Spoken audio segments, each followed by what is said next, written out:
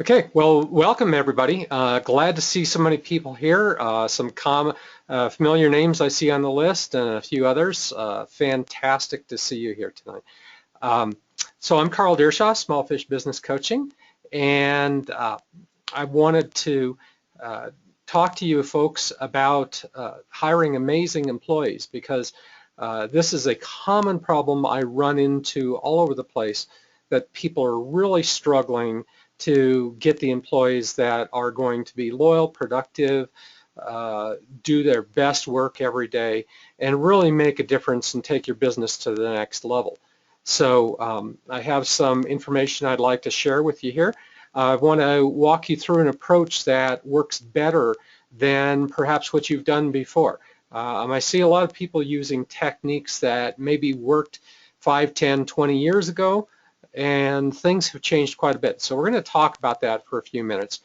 And then I want to give you some resources that you can have to move forward. And then at the end, I'm going to give a special offer for people here on the call today. And for people who want to seriously dig into this topic and create a much better, more robust organization, one that's really going to thrive on the contribution of all these amazing employees. But I'll talk about that a little bit later. I think I'm going to turn off the video because I don't know about you, but I find it distracting and I'd rather focus on the content. So anyway, just before we start, a little bit of housekeeping here. On your screen, you will find a panel that probably looks like this. There's a mute button here, the thing in green, and then if you want to raise your hand, I will see that and I can call upon you and unmute you and we can chat. So that's a great way to ask a verbal question. If you expand the panel, then you're going to see something like this. And you may or may not already be seeing this depending on how your computer's configured. But yeah, that will include a panel then where you can also submit a written comment or question. I've already received a couple. Thank you very much. So as things occur to you, feel free to go ahead and enter a question there. I'll see that and then I'll get that to that at the next opportunity. So either one of those mechanisms work just fine. This system here has a whole bunch of other millions of functionalities, but for our purposes today, it's more of a distraction than a help. So I just turned them all off and we'll just focus on this simple stuff. Okay, let's move on. All right, so now what's changing in the world of employment? Uh, well, obviously the big one is technology. Of course, everybody spends a lot of attention on that. Uh, we have social media, we have job boards, we have electronic communication. Uh, I find very few people that actually put job ads in the newspaper anymore. And when you do, actually, it stands out as being exceptional and a little bit weird. Um, People do notice that, but the classified ads in the paper have shrunk dramatically because it's really not an effective thing. But I don't see too many people making that mistake anymore. What I do see is people who are overusing job boards and not connecting with the right people. Some other things that have changed is that your target employees are probably a younger generation than you are. I'm not going to make any assumptions about how old you are, but I've noticed that people tend to age at the rate of about 1 year per year.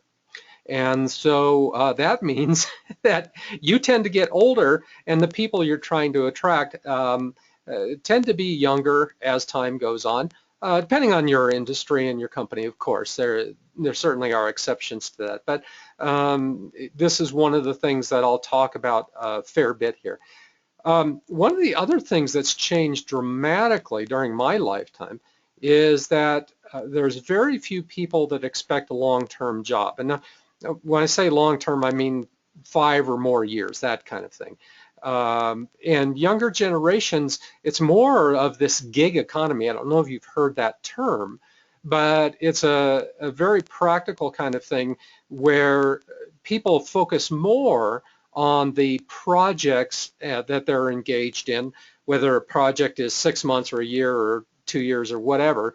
But I'll be engaged in my job over the course of a shorter period of time.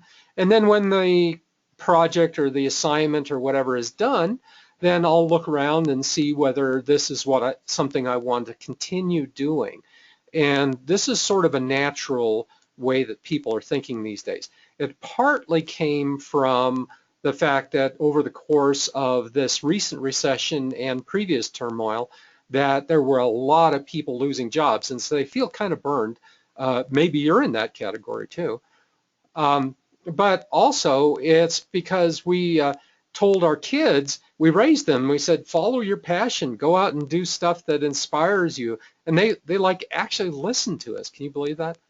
And so they have sort of an idea that, well, maybe I should be doing something that I'm passionate about. Older generations don't necessarily have that as part of what they do. I know that my father had several careers during his lifetime, but changing really was more dependent on losing a job rather than him wanting to make the change.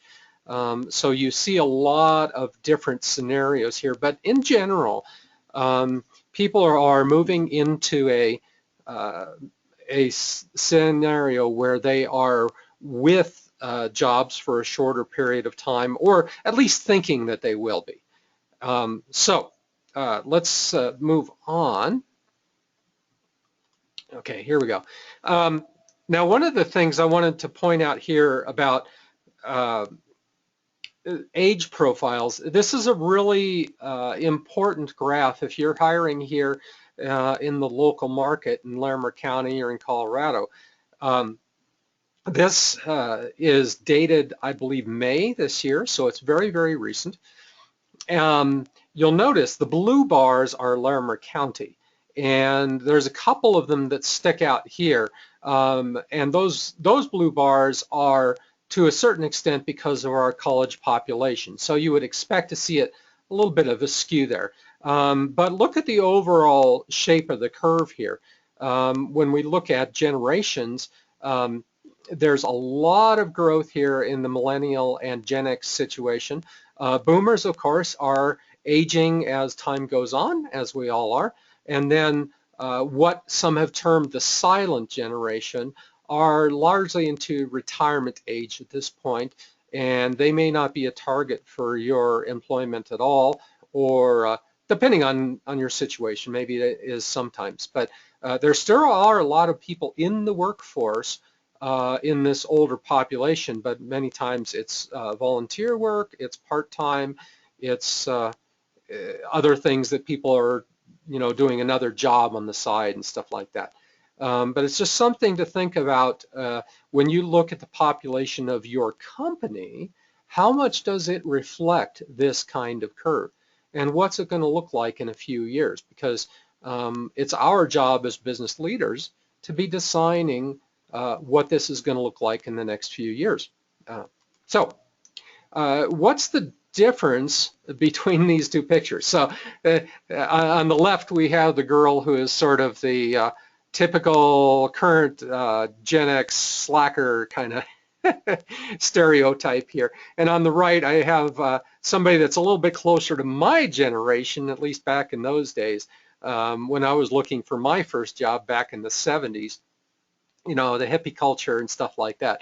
And people talk about, well, kids these days, they have no loyalty. And I'm convinced that our parents thought about us that way when we were younger.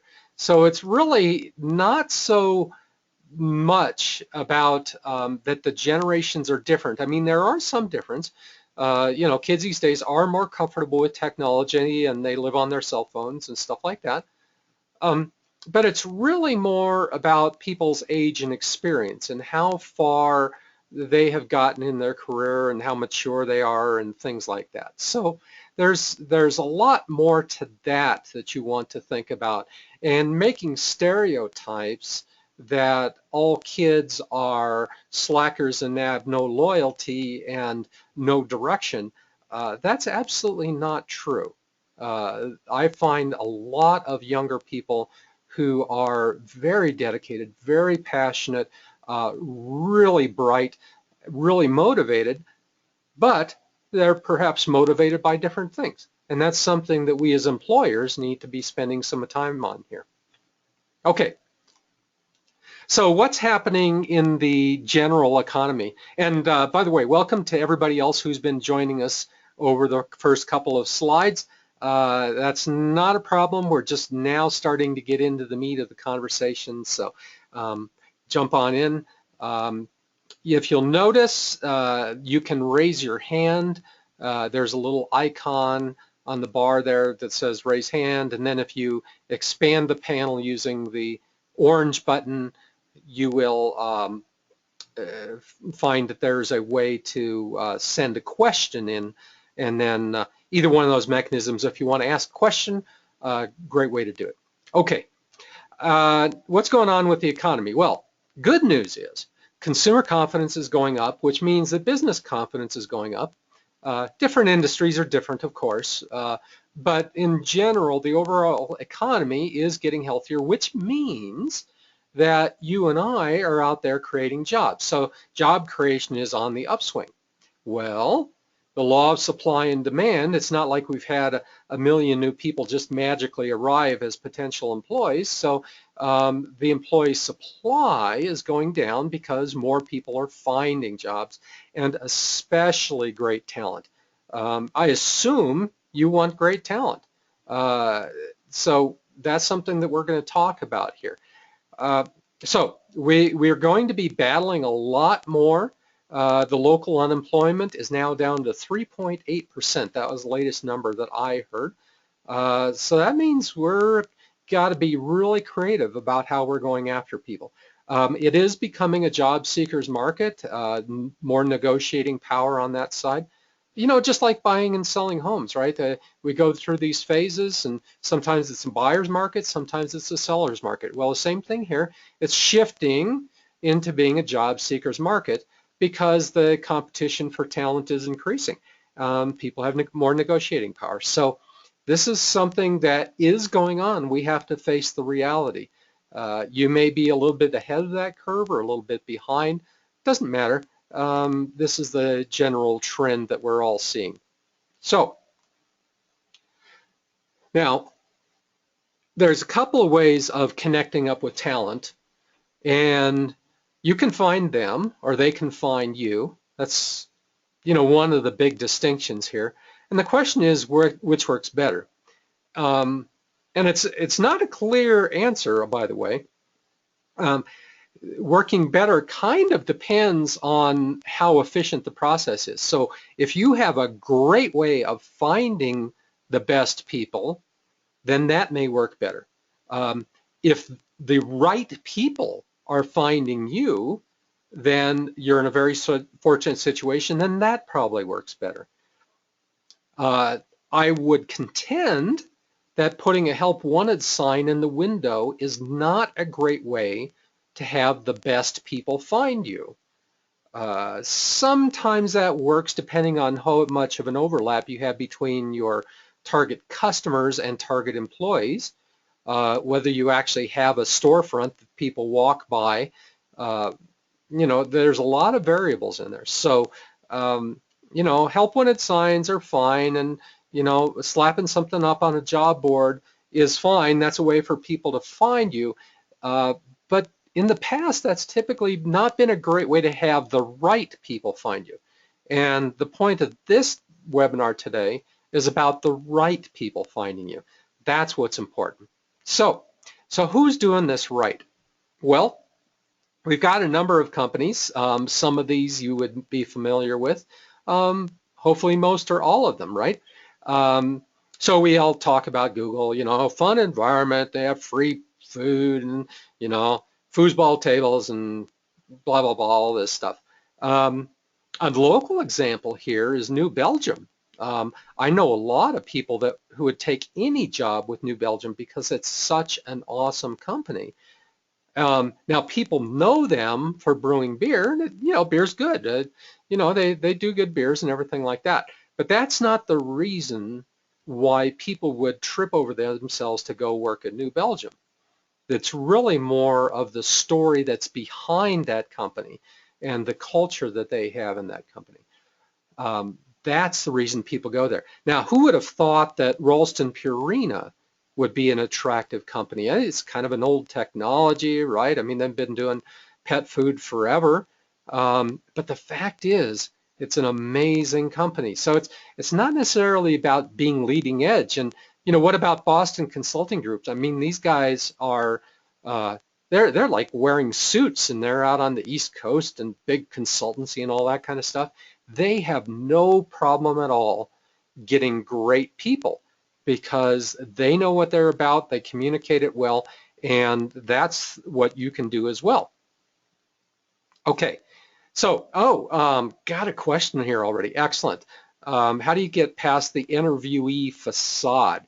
Okay, so Edsel, I'm going to get to that a little bit, and if I don't cover it adequately, then let's get back to that at the end, okay? But that's a good question because a lot of what I'm going to talk about here is authenticity.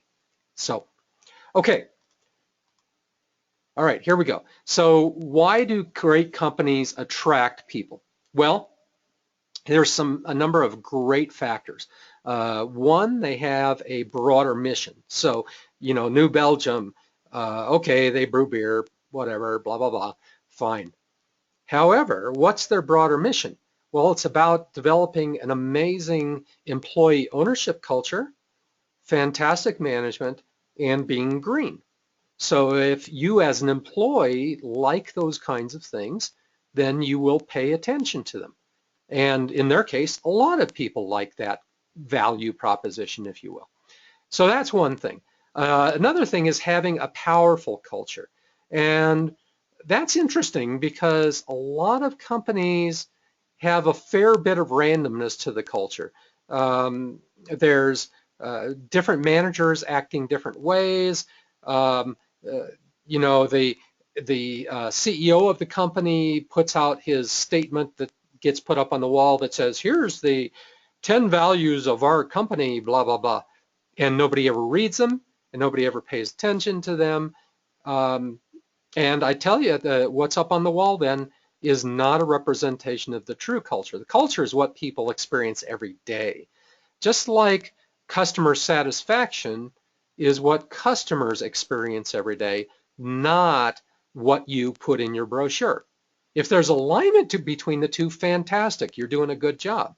But all too often, there's not great alignment. Your brochure says, yeah, we're into quality and customer service, and we're the leader in the entire world, and we're leading edge. Well, when I go off and buy your product, I'm sorry, it told me something different. And when I called up your customer support rep and he treated me like junk, I got a different impression about how much you really care about customers. All right? So it's about authenticity and transparency in your culture.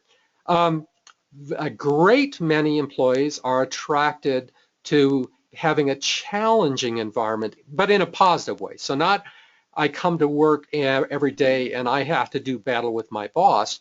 No, I'm coming to work every day and inspired to do battle with the competition, or inspired to deliver an amazing experience for our customers. Okay, now that's challenging stuff.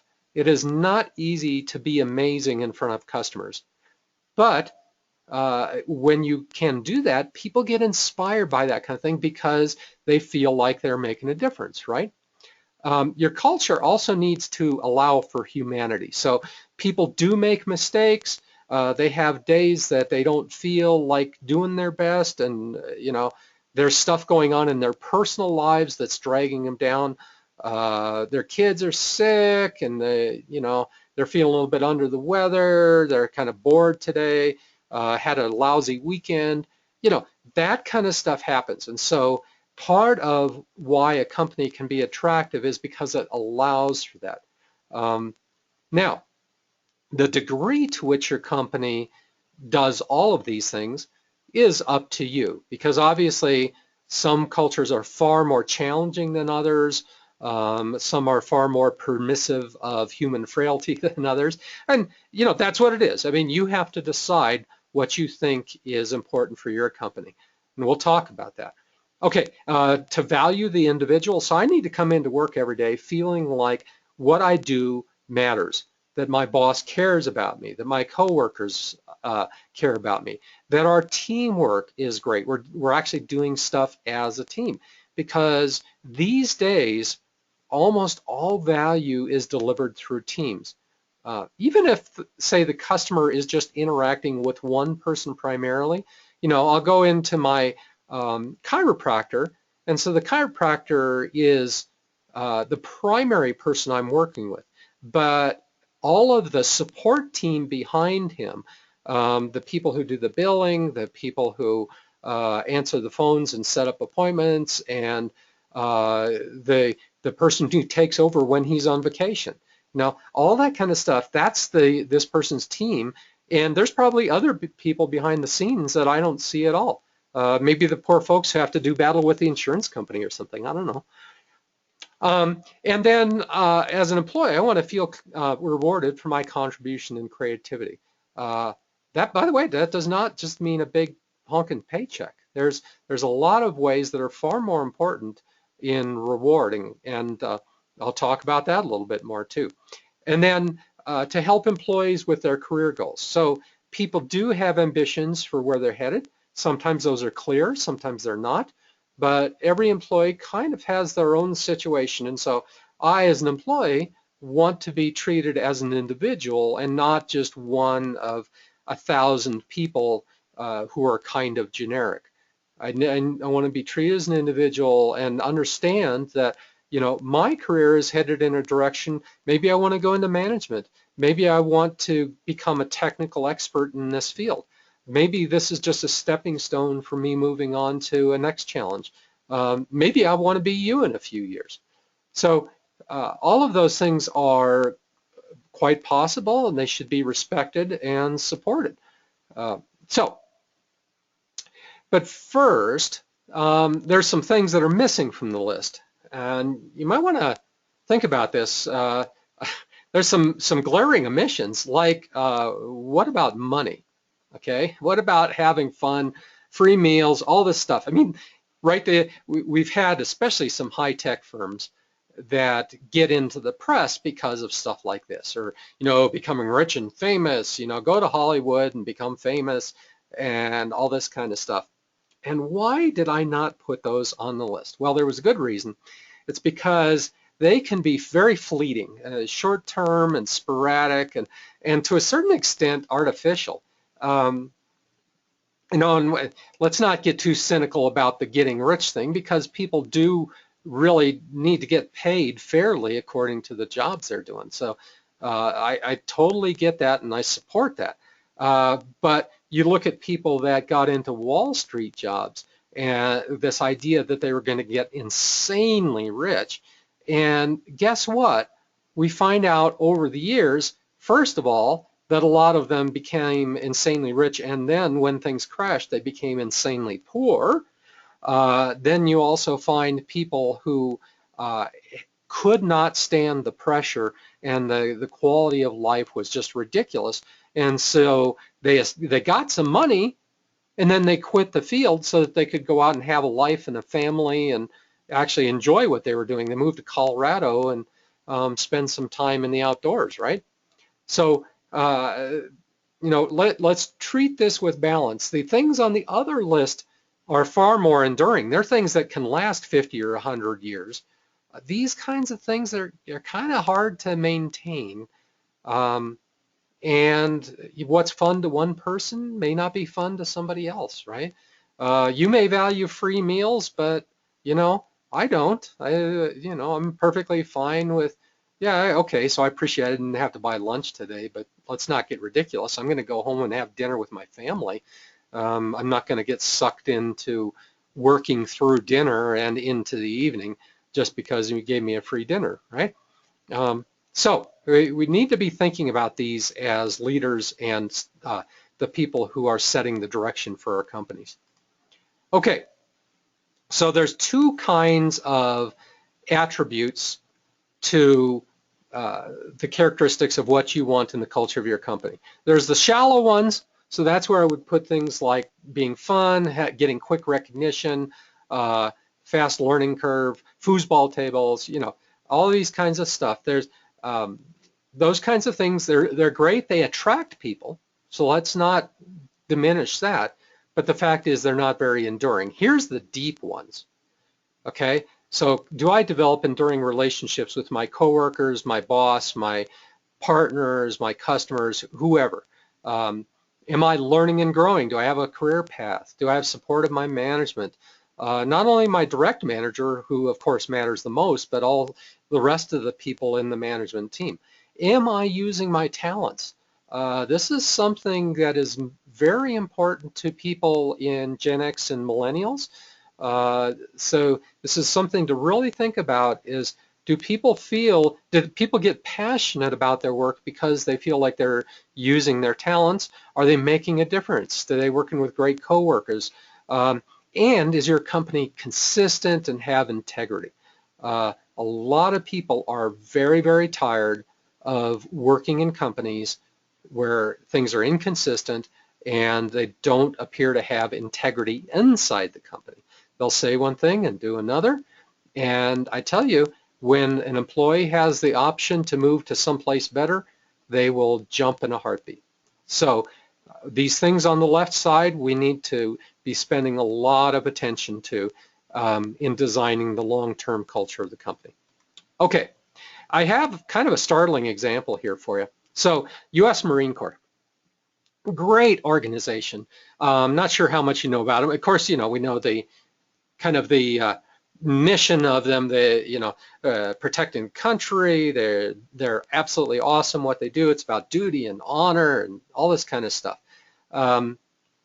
What's interesting about this is that they have amazing attractiveness. They are one of the best military organizations on the planet, and they bring people to them who are passionate, capable, intelligent, and truly inspired. And yet, this is not a fluffy organization. I don't think you would classify this as being fun job. It's not a fun place to work exactly. But the people that are there love it because what they do matters a great deal. It matters to the peace not only of this country, but to the entire world. They have amazing empowerment. They have great trust of all of the people at every level of this organization. And of course, the camaraderie that results from that is just unparalleled. And so they get world-class results, right?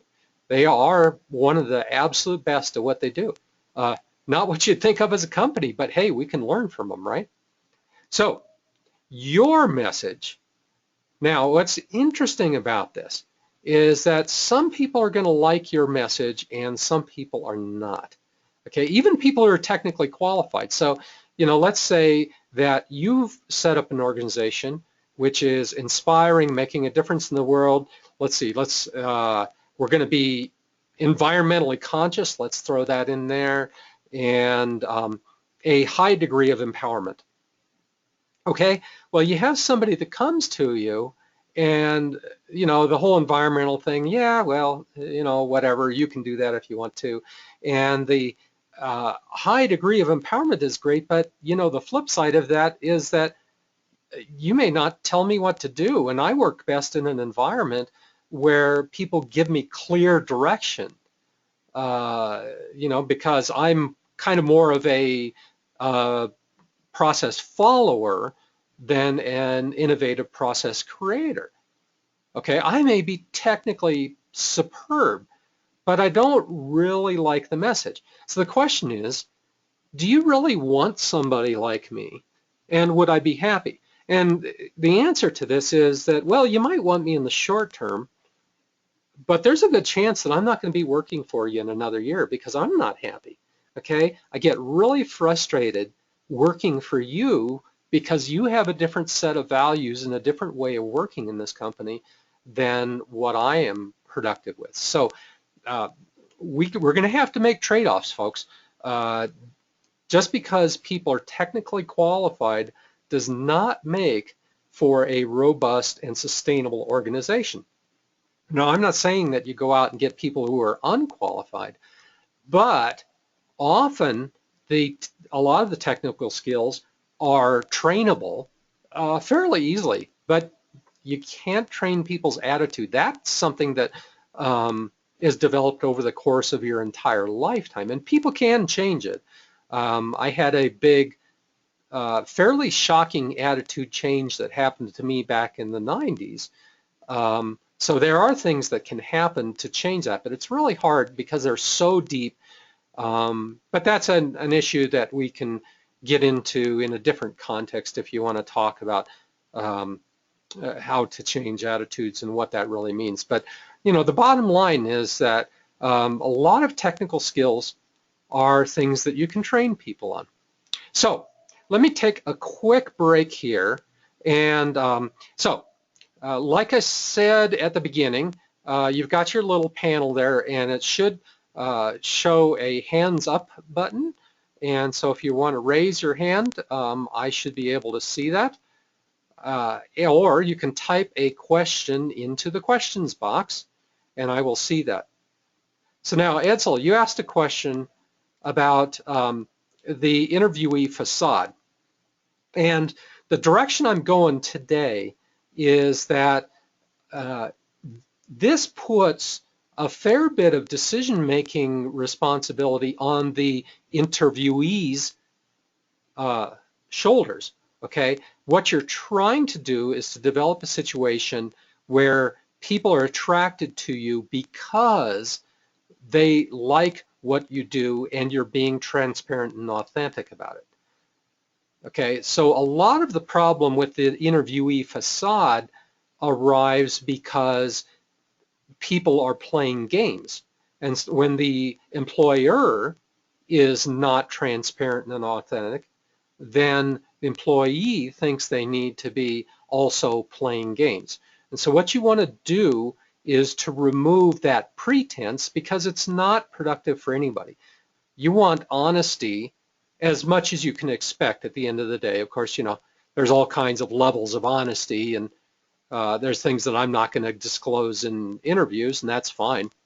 But that's kind of the direction I'm headed with this, is to encourage people to not have as much of a facade because they can see that you are being authentic and transparent as an interviewer. Okay? All right, any other questions? Any hands up? If not, I will boogie on to the next level. Okay, and right. Okay, all right, so I've got a simple, straightforward process here on how do we address this. I talked a lot about the problems. Now let's talk about how to fix it, because we don't want to just concentrate on problems, and let's get to some solutions here. So we start off with designing your culture. So you start with your business objectives, of course, because you want to create, presumably, a successful business. And that's going to mean something different to every person here, but sometimes it's going to mean tons of revenue. I would imagine that's on the list for all of you. It's going to mean customer satisfaction, customer service. It's going to mean a sustainable organization long term. There's probably some statements about growth. If your objective is to have zero growth in employees, you want to stay the same size you are right now, great. I don't have any problem with that at all. I think I see lots of very great and successful companies that don't want to really grow super large. And that's a wonderful thing that we have the flexibility to do that. If you do want to grow large, that's great too. No problem with that. You want to assess what you currently have in place and identify the gaps. So skills, the processes, what are you measuring? What are you looking at? When you start looking at the culture you have in your organization and you're going out and talking to your employees, you're talking to your managers and saying, what is the real culture we have here in this company? Let's be honest about it. And there's ways to ask those questions where you get honest answers, by the way. I don't have time to go into that level of detail today, but there are ways that you can dig in and get honest answers about what is it we currently have in place. When you do that, you're going to find some things you're dissatisfied with. That's okay, but you'll identify some gaps. Then the next thing you're going to do is to align your culture. So we're going to go and say, here's what we want our culture to be. Then we'll engage our employees in the design process, especially the management and leadership team. But it's even more powerful if you engage a broader set of employees, hopefully everybody, if your organization is small enough to do that. You're going to put some consistent measures in place. You're going to train your management team so that you're getting some more consistency. Because if you don't have a management team that's trained about culture, what you tend to get is what people are comfortable with. Well, every individual has their own background, so they have different comfort zones. And so you've got to get them sort of aligned and say, all right, if we're going to encourage people to be creative and aggressive, then let's make sure that the management team is rewarding people for that kind of behavior. And every conversation they have with an employee should mention those things to say, how are you being creative and aggressive today? What does aggressive mean in this company? And then reinforce and reward and recognize. And that's what makes this enduring over the long term. One of the things you always have to remember too is that the carrot is always more powerful than the stick when it comes to setting up culture. First of all, if you've got a stick-based culture, it's not very attractive because people are feeling beat up all the time. If you've got some carrots in there and ones that people care about, then people are going to be attracted towards that and they're going to say, I would like to do this because it appears to be the right thing. It appears to be what I'm going to get rewarded for. It appears to be what makes people successful in this organization.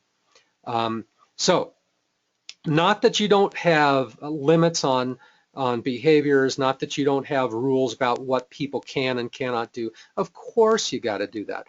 But if you rely solely on that, you're going to drive people away because they're going to feel beat up. You don't want that. Okay, and the next thing that you got to do is to show your culture. So you've got your corporate presence. You know, in the old days, it used to be like your brochures and your products and stuff like that. Well, that's still true, but nowadays, where do employees check you out? Well, on your website. That's the #1 place. They'll check you out on LinkedIn, on Facebook. And one thing that people often don't remember is that the actual physical workplace, that matters to an employee a great deal. If I'm going to be spending 40 hours a week plus in this little cubicle or in this nice office on the side of the ocean, or if you give me some nice amenities, if I have a computer that doesn't give me headaches, if I have a phone that works properly and it's kind of high tech and fun, I mean, all this kind of stuff in the workplace are things that really do make a difference, and a lot of that is visible even before somebody walks in the door. If I'm going to go check out a workplace, I can go hang out outside, see how do people dress going in and out of work. Are they wearing suits? Are they casual? Do they all arrive exactly at the same time? Well, that means that they're pretty run by the clock, doesn't it? What kind of cars are people driving? If they can afford to drive Lamborghinis, then obviously they must be paying okay. So even things that are externals are things that you may want to pay some attention to. What does the outside of your building look like? So that's something that a lot of people tend to forget. Put a lot of work into your website and then realize that the website's primarily more for customers than employees. There's a lot of other things employees pay attention to. The other thing you do with showing your cultures is it's about the personal interactions. Okay, so what are you and your management team doing when you're out there talking to people about the work environment? Okay, are you talking about how great your people are? Are you talking about how much fun that you're having? Are you talking about having really challenging work that is just emotionally rewarding when you get through it? You know, when I can go out there and say, we are the absolute rock stars at this business. You know, we developed this particular widget. There is nobody that can do anything near it. We do the absolute best widgets on the planet, and it's credible, of course, because people can detect when you're making stuff up. Then that's going to make a difference to an employee. They're going to either be attracted towards that or repelled by it. But either way, you win, because the people who are attracted towards that are the ones that are probably going to be better employees. What are your employees doing when they're out talking to their friends? Okay, do they have stories to tell? What do they talk about? Do they talk about the frustrations? Do they talk about the rewards? Do they talk about the benefits? You know, I mean, honestly, if you think about people talking to their friends, how much time do they spend talking about the stuff that's on your list of benefits? You know, you've got your salary and benefits, and we got, you know, retirement, this and that, and healthcare, blah, blah, blah, and all this kind of stuff. Honestly, people don't talk about that as much as you think. They talk about their team, they talk about their boss, they talk about the project they're working on, stuff like that. And then remember, of course, that you're doing this one-on-one and in groups. So you have individual conversations, all of these people do, and then you've also got groups. So when you're going out and talking to a group of people, maybe you're not talking to them as a prospective employer at all. You know, you're giving a presentation at an industry conference or something. But the way you talk about your people and what they do matters a great deal to people who are watching that might end up working for you in the future. So showing your culture is a really critical step of becoming authentic and transparent. That really is the bottom line here, is we want to have this be honest and transparent. If you're a hard driving culture, then, you know, go for it, do that. That's fantastic. There are people who love a hard driving culture.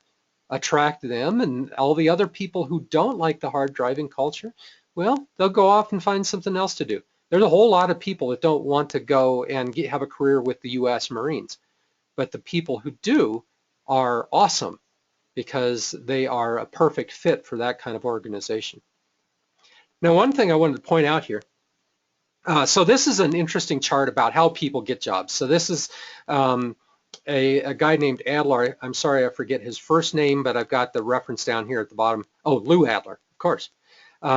He's been doing this study, and he updates it fairly regularly. So the latest is July 2015, 1,800 people. So it's a pretty decent survey. And he was basically asking people, were you looking for a job, and how'd you get your new job?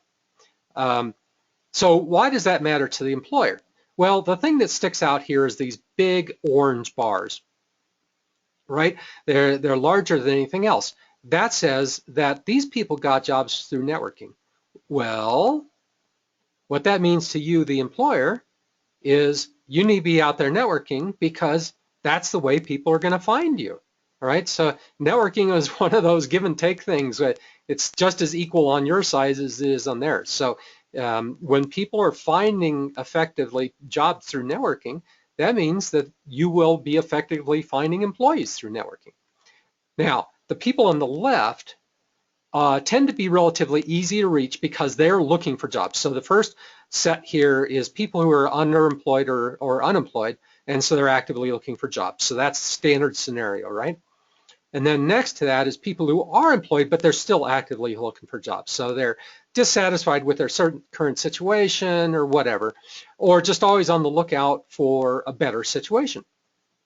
Okay, but the fact is they're looking for you, so they're easy to reach. The people on the left side are hard to reach, okay, because they are not actively looking for jobs. Okay, so the people here on the right are like totally passive. They aren't looking for a job at all. And then Lou created this category in the middle of people who are kind of watching out for jobs, not a whole lot, okay? And so it's an interesting category, but you know it's real. There's a lot of people in this category. And the fact is that these people, they're hard to reach. What works with them? Well, networking, okay? That's what reaches these people. And honestly, some of your best prospective employees may be in this category. You know, imagine that if you are out there looking for somebody who's really quite good, well, if they're really quite good, they're probably working for somebody. They may not like the situation they're working for, and that's where you can kind of attract them away to a situation that's better.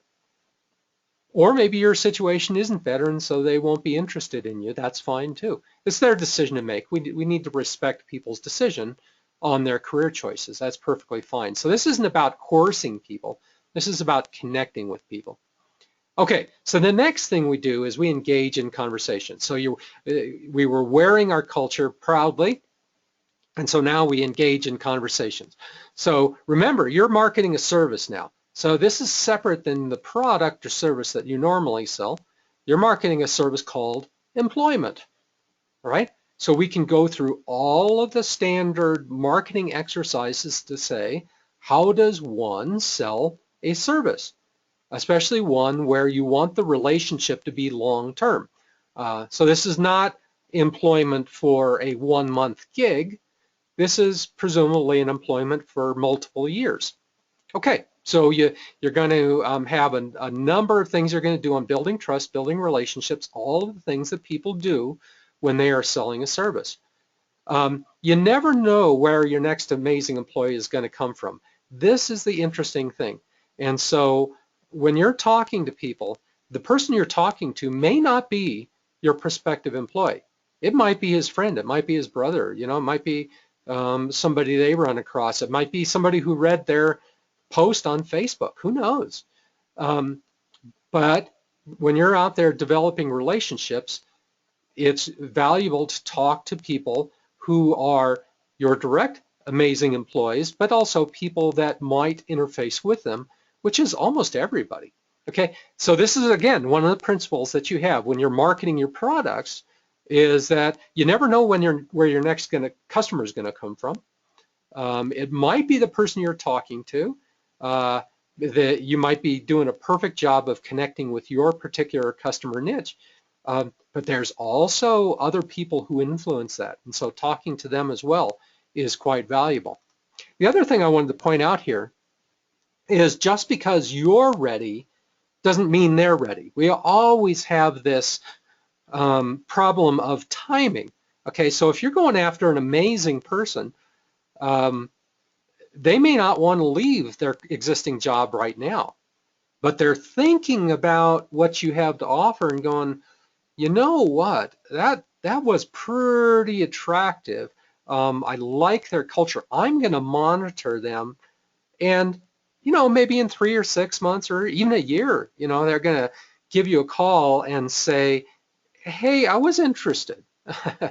All right, so this is one of the things about relationship development is just because you had a discussion with somebody and it didn't turn into anything today doesn't mean that there's not value that you got out of it. The other thing that I wanted to point out is that sometimes if you have a really great person, it's worth creating a job for. I see a lot of people to do this. It happens a lot in small startups because they tend to have more flexibility, or they think they do. But I tell you, for any kind of company, any size, if you've got a really great candidate, then you may want to look seriously at how could you create a job for them.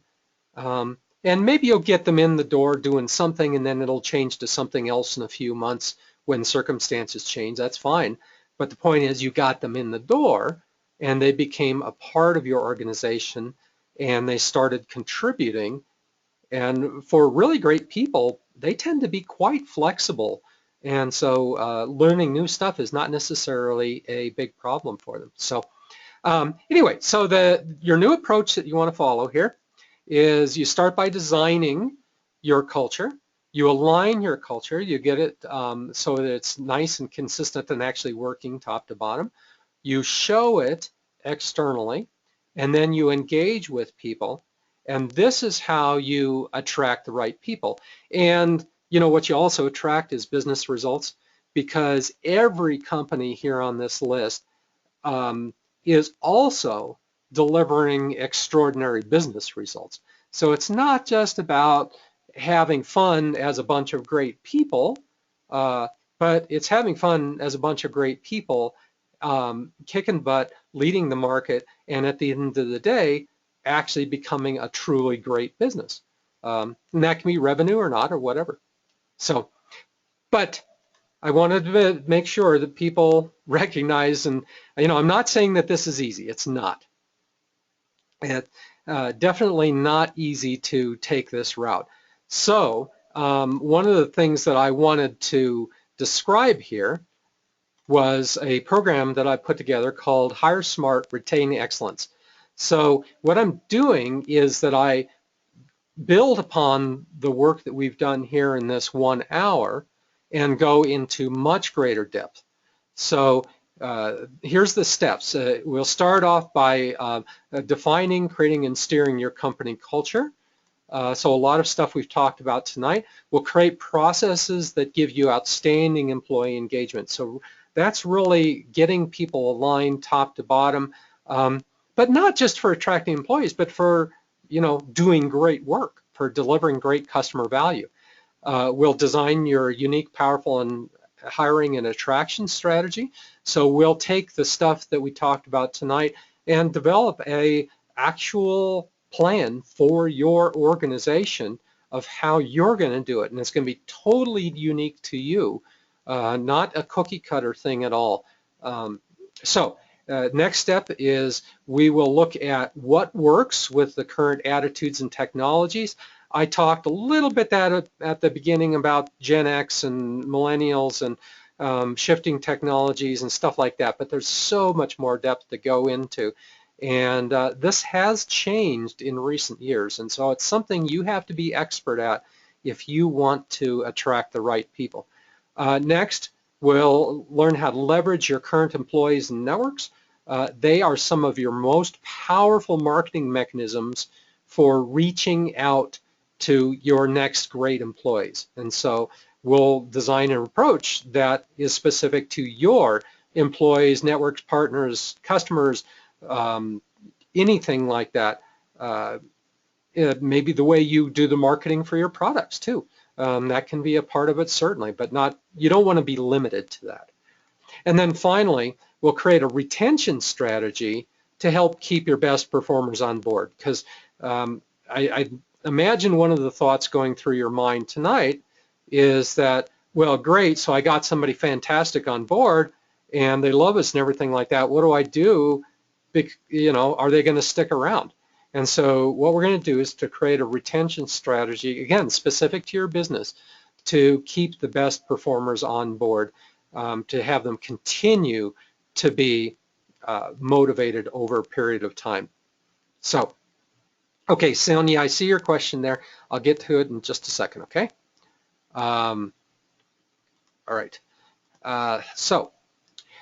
This program starts on September 2nd. So it's coming up in just a few weeks here. It'll consist of 2 in-person workshops and 4 webinars. And the reason why I'm doing this mixed format is that the in-person workshops are really great for digging in as a group to some of the deeper topics. The 4 webinars are great for getting some new content, but like this one we've had today, it's not as interactive sometimes as the in-person workshops can be. So this is a format that works really quite well. I've used things like this in the past, and it's a way to not require more travel than necessary, and that helps quite a bit. Well, I'll give you a workbook to create your action plan. So I'll give you the structure, and then you're filling out the information and the creating the plan that's specific to you. I'll give you all the recordings and slides and all the materials and everything like that in electronic form so that you can leverage it into your organization. You know, having the workbook in electronic format means you don't have to go and retype stuff, you know, just filling in boxes and things is a lot easier. So I'll give that to you all in electronic form. And then at the end, I'll give you a private one-on-one coaching session, because at the end of the day, this program is about action and results, not just getting educated. I mean, yes, we want to be educated. We want to get some new techniques and learn new stuff, and that's great and everything. But if you don't come away from this with an action plan that you can actually put into work immediately, then I haven't done my job. So that's included as part of the package. So what does it all cost? Well, it's $12.97 all included, the whole kit and caboodle. So it starts on September 2nd and goes for 6 weeks. The last coaching session one-on-one is to be scheduled with each individual. So that's something where we will figure it out as we get through the program. We'll just create a meeting and that's fine. One of the things though, as a coach, one of my roles is to help people move forward and make decisions and take action. So I decided to put together this nice little incentive, an early bird rate. So if you sign up by August 28th, I'll bring it under $1,000, so $997, the whole thing. Now, one of the things you want to think about here is, what is the cost of having another bad hire? Okay, the next person you hire on, they're kind of half inspired and not really all that productive. I tell you, there are studies that show that when you lose somebody, you can also lose an amount of money that's equivalent to a year's worth of their salary. The last study I saw on that was more targeted at professionals rather than hourly workers, but still, you know, think about what it costs you to find people, to get them trained up, to manage them, to, you know, keep them productive. And when you get somebody on who's a great fit, there's a good chance they're going to be twice as productive as somebody who's not a great fit.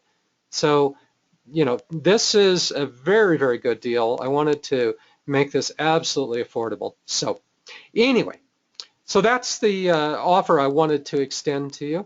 I'm excited to get this program started. I've got a number of people who are already in the queue and want to get rocking on this. So I hope that you will join us. And the place to get started is smallfish.us/hire-smart.